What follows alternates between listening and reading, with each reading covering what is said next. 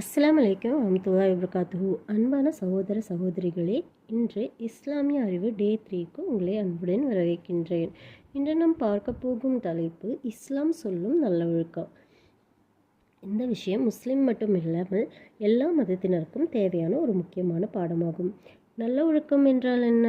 நல்ல ஒழுக்கம் என்றால் உண்மை பேசுவது, மற்றவர்களை மதிப்பது, கோபத்தை கட்டுப்படுத்துவது, உதவி செய்வது, ஏமாற்றாமல் நடப்பது, இவையெல்லாம் தான் நல்ல ஒழுக்கம். இஸ்லாம் மதம் வழிபாட்டை மட்டுமல்ல, மனிதர்களுடன் எப்படி நடக்க வேண்டும் என்பதையும் கற்றுத்தருகிறது. நபிகள் நாயகம் ஸல்லல்லாஹு அலைஹி வஸல்லம் அவர்கள் கூறினார்கள், நான் அனுப்பப்பட்டதே நல்ல ஒழுக்கத்தை முழுமைப்படுத்துவதற்காக மட்டும்தான்.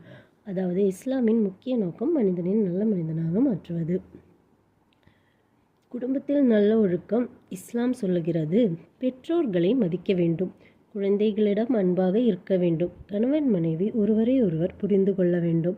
வீட்டில் நல்ல ஒழுக்கம் இருந்தால் அந்த குடும்பமே சொர்க்கம் மாதிரி இருக்கும். இஸ்லாம் மற்றவர்களுடனும் எப்படி நடக்க வேண்டும் என்பதை சொல்லித் தருகிறது.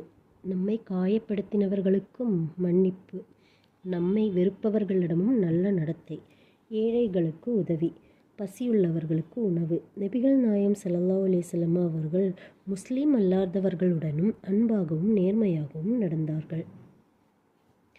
இது ஏன் எல்லாருக்கும் தேவையானது? இன்று உலகத்தில் கோபம், வெறுப்பு, பொய், ஏமாற்றம் இவை அதிகமாகிவிட்டது.